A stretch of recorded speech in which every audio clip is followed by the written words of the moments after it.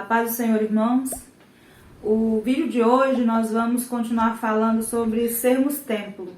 Começamos no vídeo da semana passada sobre como Deus plantou em nós o desejo pela eternidade, na criação. E quando Jesus veio, morreu, nos reconciliou com o Pai, nos perdoou dos nossos pecados, nos redimiu. E hoje, como adoradores, como templo, e a partir desse momento, o Espírito Santo começou a habitar em nós. E nós somos templos do Espírito Santo. É sobre isso que eu vou falar hoje. E eu quero começar com 1 Coríntios, capítulo 3, versículos 16 e 17. Que diz sobre sermos o santuário do Senhor. E como temos que cuidar desse templo. Não sabeis que sois santuário de Deus e que o seu Espírito habita em vós? Se alguma pessoa destruir o santuário de Deus, este o destruirá. Pois o santuário de Deus, que sois vós, é sagrado. Então, o nosso corpo é templo do Espírito Santo. E aqui Paulo está nos advertindo a cuidar do santuário do Espírito Santo, que somos nós. A preservar o nosso coração, a preservar a nossa mente, a preservar o nosso corpo. Porque é um conjunto que é o ser humano e que é templo do Espírito Santo. Nós precisamos preservar esse templo. O nosso corpo é um templo e por esse motivo ele deve ser santificado e preservado para Deus. Por sermos templo do Espírito Santo, precisamos buscar a santificação e preservar a nossa vida, preservar o nosso corpo, preservar a nossa mente para louvor do Senhor, para louvor e honra ao Senhor. Em 1 Coríntios, capítulo 6, versículos 19 e 20, Paulo ainda continua. Ou ainda não entendeis que o vosso corpo é santuário do Espírito Santo que habita em vós, o qual tendes da parte de Deus, e que não pertenceis a vós mesmos, pois fostes comprados por alto preço. Portanto, glorificai a Deus no vosso próprio corpo. Então aqui ele nos chama para glorificar a Deus com o nosso próprio corpo. Por quê? Porque nós precisamos entender, ou não entendeis, ou ainda não entendeis, que o vosso corpo é santuário do Espírito Santo, que habita em vós, o Espírito Santo habita em nós, o qual tendes da parte de Deus, e que não pertenceis a vós mesmos. Então nós não pertencemos a nós mesmos, a nossa vida pertence ao Senhor. Toda a nossa vida pertence ao Senhor. Não basta apenas termos entendimento de que somos templo, mas precisa ser entendido à luz da Bíblia. E a Bíblia, ela tem várias passagens, tem vários textos que nos explicam essa condição de sermos templos de Deus. Quando diz que somos alma, corpo e espírito, e como essas três partes precisam ser cuidadosamente analisadas e cuidadas e observadas por nós. Primeiramente, o conceito de templo remete ao lugar onde se tem contato com uma divindade, é um local de culto. Então, o conceito de templo é aquele lugar onde é o local de culto, onde se tem contato com uma divindade, onde se tem contato com algo para adorar. E o conceito de culto padrão, o conceito de templo padrão é esse. Para a maioria das religiões, o templo é o local de adoração e também o local onde Deus está, a sua residência, o local onde Deus habita. Nós temos vários exemplos no Antigo Testamento do local que foi construído para ser a habitação de Deus. O entendimento do Antigo Testamento é que o templo, a tenda ou o tabernáculo construído por Moisés era o endereço oficial de Deus na terra. Então, vamos pegar aqui o tabernáculo. Quando Moisés constrói o tabernáculo, havia um local, um cômodo, um espaço para que a Arca da Aliança ficasse. E ali apenas o sumo sacerdote tinha acesso, e ali era o local da habitação de Deus. Quando Davi construiu o tabernáculo, a tenda, ali ele depositou a Arca da Aliança e ali era a morada de Deus. Então tinha uma referência de um local onde Deus habitava. O endereço oficial de Deus na terra era aquele. Depois que o véu foi rasgado, depois que Jesus veio, morreu por nós, ressuscitou, nos reconciliou com o Pai, Jesus edificou um templo no nosso coração. E assim somos habitação de Deus 24 horas por dia. E o homem foi feito a habitação de Deus. Quando Jesus nos reconciliou, quando Jesus rasgou o véu, rasgou o véu que separava o homem de Deus. Agora somos habitação de Deus 24 horas por dia. E como templos de Deus, devemos buscar a santidade. Por que devemos buscar a santidade? Porque Deus nos quer separados para Ele, para a sua glória e louvor. O Senhor é santo, Deus é santo. E nós devemos ser santos como Ele é. Uma vida santa não é uma vida melancólica ou solitária. Porque quando nós falamos de santidade, sermos separados, né? O conceito de santidade é separação, sermos separados. Então não é termos uma vida melancólica, solitária, que não pode se misturar. Não, é uma vida direcionada pelo Espírito Santo. É uma vida onde nós não fazemos distinção de pessoas, acepção de pessoas, mas temos uma vida direcionada pelo Espírito Santo. Não somos contaminados com aquilo. Mas não é porque não temos que nos misturar com pessoas que não professam a mesma fé que nós. É viver acima de tudo, embora estejamos nele. É viver acima do mundo, embora estejamos no mundo. O cristão, o santo, separado, ele vive acima do mundo. Vive acima das coisas mundanas, mesmo morando nele. Mesmo nós temos essa passagem temporária pelo mundo, porque a nossa esperança, nós vivemos em prol de vivermos com Cristo eternamente, vivermos com Deus eternamente, enquanto aqui no mundo, enquanto vivenciando tudo que acontece no mundo, nós temos que estar acima disso tudo. Ter uma vida direcionada pelo Espírito Santo e fiel ao dever cristão. Sermos fiéis ao dever cristão e tudo aquilo que a Bíblia nos ensina. Em Hebreus capítulo 12, versículo 14 diz: esforçai-vos para viver em paz com todas as pessoas e em santificação, sem a qual ninguém verá o Senhor. Aqui é uma das chaves que o Senhor nos dá, uma das direções que o Senhor nos dá para a santificação. Viver em paz com todos os homens e em santificação, porque sem ela ninguém verá o Senhor. A Bíblia afirma que nosso templo ele é dividido em corpo, alma e espírito. Em 1 Tessalonicenses 5,23 diz que o próprio Deus de paz vos santifique integralmente.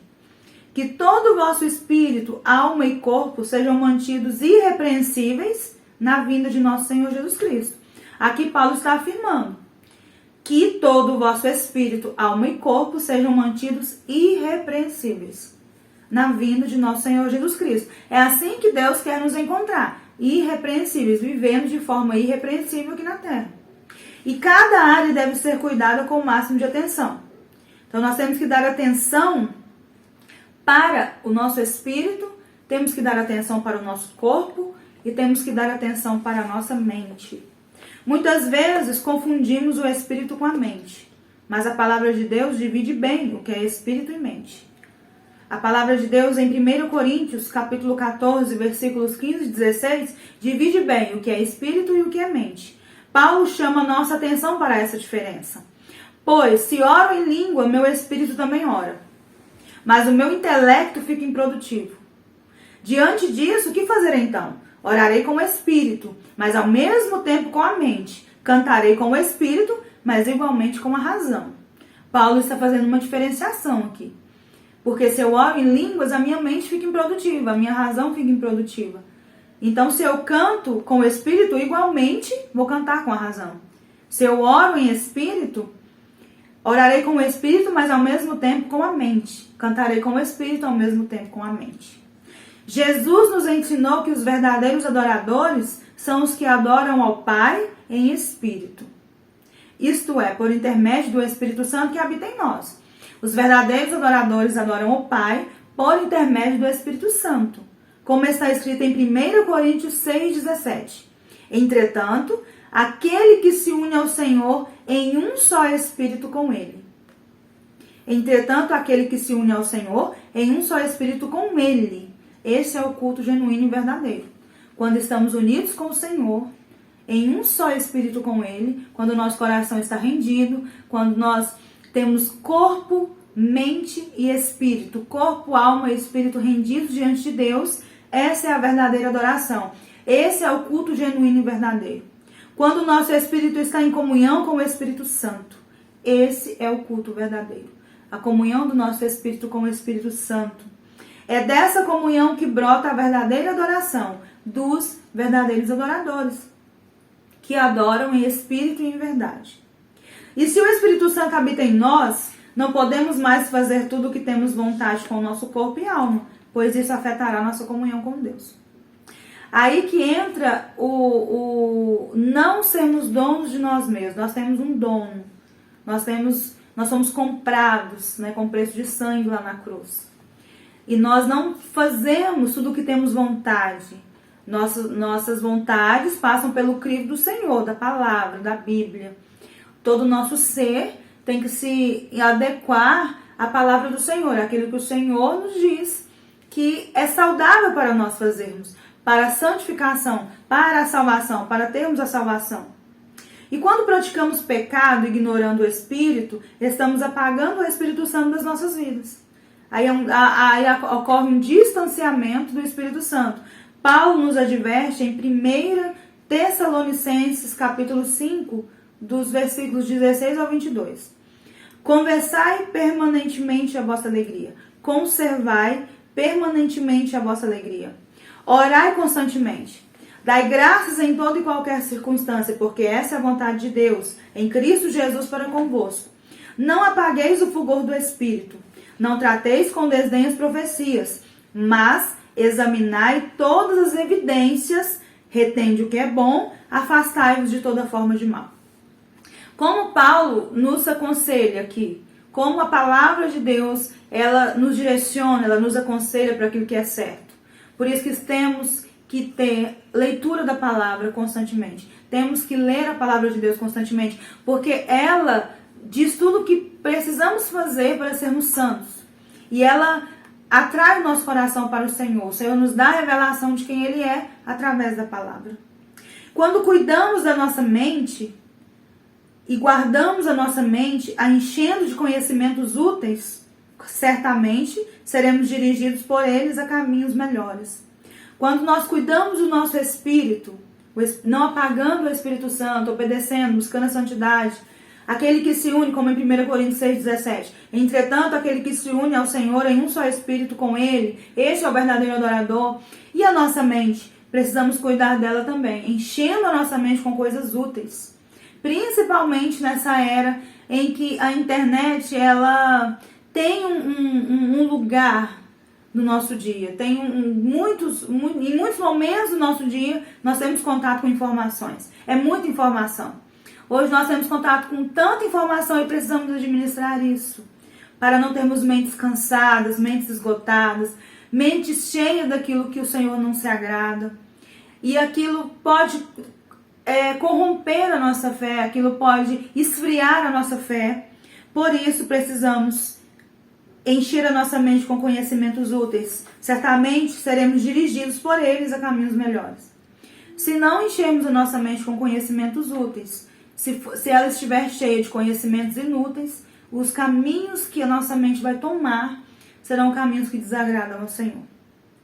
Os pensamentos que vamos ter serão pensamentos que desagradarão ao Senhor. Por isso, precisamos encher a nossa mente e para ela tomar caminhos melhores. Filipenses 4:8 é a chave para isso.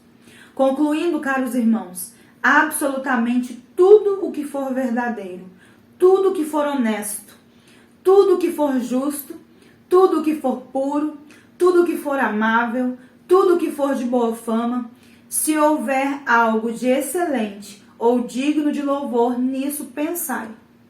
Aqui com o que tem que ser preenchida a nossa mente, os nossos pensamentos, com o que devemos nos preocupar. Tudo que for verdadeiro, então tudo que for falso, eu tenho que evitar ter contato. Tudo que for honesto, então tudo que for desonesto, toda informação desonesta, eu tenho que evitar que ela ocupe a minha mente. Tudo que for justo e o injusto, não. Tudo que for puro e o impuro, não. Tudo que for amável e aquilo que não for amável, que for detestável, não. Tudo que for de boa fama e se houver algo de excelente ou digno de louvor. tudo aquilo que pode ser elogiado, tudo aquilo que tem boa fama. E nisso nós devemos pensar, para que a nossa mente esteja guardada no Senhor. Deus quer restaurar a nossa alma por meio da palavra. Deus quer restaurar a nossa mente por meio da palavra. Salmos 19, versículo 7 diz: a lei do Senhor é perfeita e revigora todo o ser. A lei do Senhor revigora o nosso ser, a nossa alma. As palavras que vêm do Senhor são dignas de confiança e transformam os mais humildes em sábios. Como a palavra do Senhor é linda, como a palavra do Senhor ela nos fala tudo o que precisamos saber, nos ensina tudo o que precisamos saber para a santificação do templo do Senhor. A lei do Senhor é perfeita, revigora o nosso ser. As palavras que vêm do Senhor são dignas de confiança. Nós podemos confiar em tudo que a palavra do Senhor nos diz. E ela transforma os mais humildes em sábios. Por quê? Porque ela nos dá sabedoria, porque ela trabalha na nossa mente de forma positiva, porque ela faz a nossa mente trilhar caminhos melhores. A palavra de Deus é viva e eficaz, como diz em Hebreus 4:12. Porquanto a palavra de Deus é viva e eficaz, mais cortante que qualquer espada de 2 gumes, de 2 lados, capaz de penetrar até o ponto de dividir alma e espírito. O quanto a palavra de Deus ela penetra na nossa mente, ela penetra na nossa alma, a ponto de dividir alma e espírito, juntas e medulas, e é sensível para receber os pensamentos, para perceber os pensamentos e intenções do coração.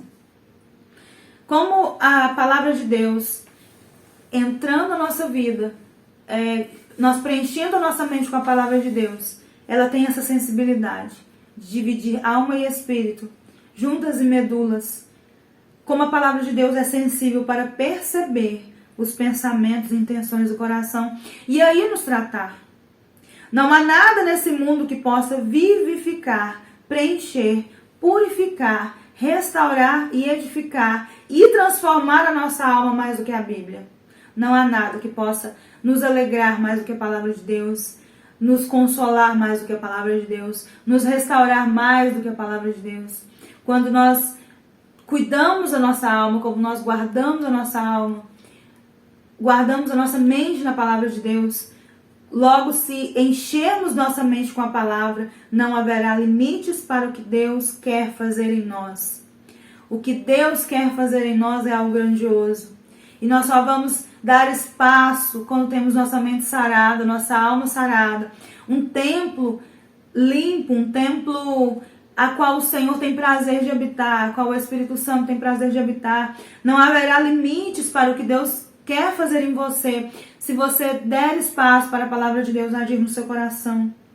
O corpo sempre acompanha as reações da alma. Falamos do espírito, falamos da alma, agora vamos falar do corpo, que ele sempre acompanha as reações da alma. O corpo sempre acompanha as reações das nossas emoções. Em Provérbios 15:13 diz: a alegria do coração ilumina todo o rosto, mas a tristeza da alma abate todo o corpo. E eu gosto muito dessa versão, porque ela nos diz como as nossas emoções interferem de forma clara no nosso corpo físico. A alegria ilumina o nosso rosto. Quando estamos alegres, quando estamos contentes, como o nosso rosto fica iluminado, como nós contagiamos outras pessoas. Como a tristeza da alma abate todo o nosso corpo, como o nosso corpo sente quando estamos tristes, amargurados, como isso reflete o nosso organismo, nosso corpo. Quando alguém peca com o seu corpo, já pecou com sua mente. E aí quando nós permitimos que o pecado tome conta do nosso coração, da nossa vida, quando chegamos a pecar com o nosso corpo, quando nós chegamos a praticar, já pecamos com a nossa mente. Ali o pecado já entrou na nossa mente, já fez morada no nosso coração e o corpo executou aquele pecado. Por isso, mais uma vez, precisamos guardar a nossa mente. Quando alguém peca com seu corpo, já pecou com a sua mente, e é mediante o corpo que o homem é um ser social. Mediante o nosso corpo, somos seres sociais. E por meio dele, um dia nossas obras serão aprovadas ou reprovadas diante de Deus. E aí nós entendemos a seriedade de tudo. De sermos templo do Espírito Santo, conhecedores da palavra. e como as atitudes do nosso corpo serão da nossa mente, dos nossos pensamentos, como elas serão provadas ou aprovadas ou reprovadas diante de Deus em algum momento. Vai chegar o dia que nós temos que prestar contas de todas as nossas atitudes. Precisamos sempre nos questionar o que estamos fazendo com o nosso corpo. O que você está fazendo com o seu corpo? O que nós estamos fazendo com o templo do Espírito Santo? Em 1 Coríntios 10, versículo 23 diz: sim, tudo é permitido, porém nem tudo é proveitoso. Sim, todas as coisas são lícitas, contudo nem todas são edificantes. Somos livres, e nessa liberdade que Jesus conquistou para nós, nós temos o livre-arbítrio, podemos escolher. Tudo me é lícito, mas nem tudo me convém. Nem todas as coisas são edificantes.